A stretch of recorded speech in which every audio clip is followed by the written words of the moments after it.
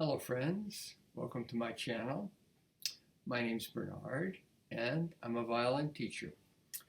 Today's violin lesson, will be on the Wohlfahrt Opus 45 Etude number 25, and quite an interesting and difficult etude.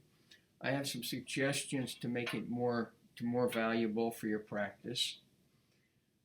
In the music, it's suggested that you start with a fourth finger on the A and play all these.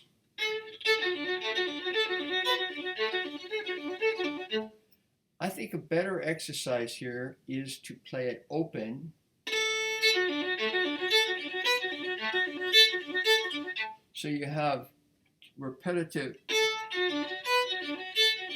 going from the A string to the D string to the G string. I think it's a more valuable exercise. I mean, practice it both ways, of course, that's not a problem. But I think ultimately it's a better exercise with starting on the open, as you saw me play it for you.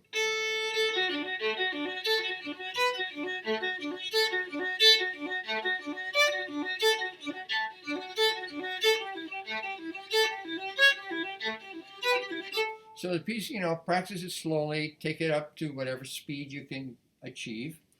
There's certain places where bridging is going to be very, very important. For example, in the third line, 1, 2, 3, in the fourth end of the fourth bar of the third line, we have, which we go to the last bar of that line. You want to bridge the first finger B and first finger E. You just be conscious of that. Going to the fourth line, the last note of the first measure to the next measure, we have bridge that one. Next one, same thing, bridge the D and the G. So you have in the fourth line, the first and second bar, the last note you want to bridge to the next note.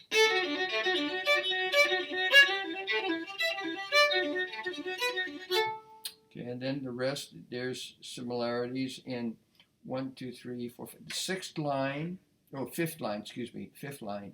In the second bar of the fifth line, we start on D,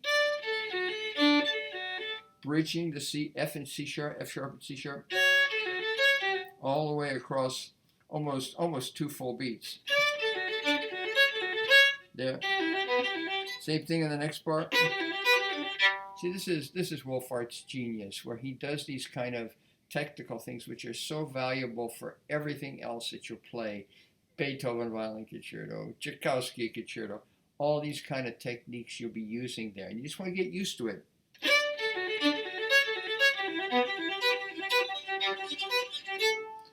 As we go into the second to last line, one line from the end, this is a very, very difficult line.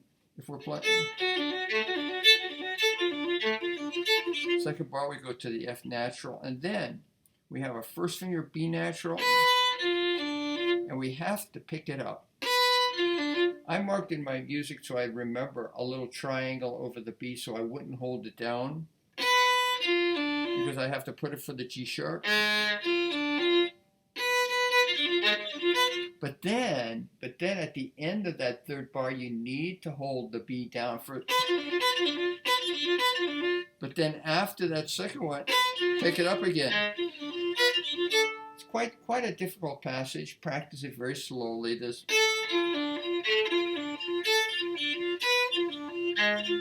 Hold down there.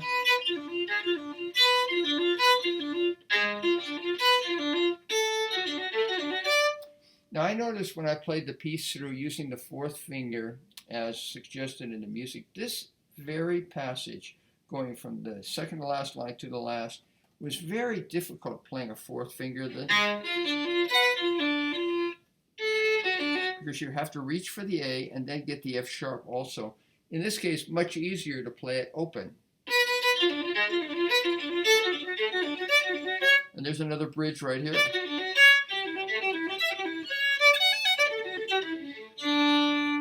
So that's the long and short of it. The last two lines are very difficult.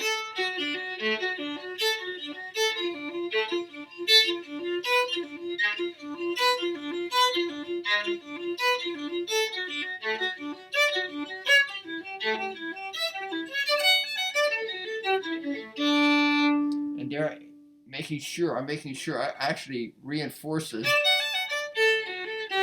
And I play a fourth finger C sharp. And of course, if you want to play a fourth finger D on the last note, you can do that also. So this is a wonderful exercise.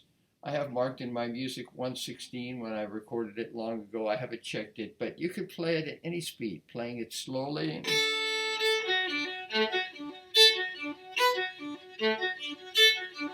And really giving accents and emphasis on the higher note. And then just touching the G string.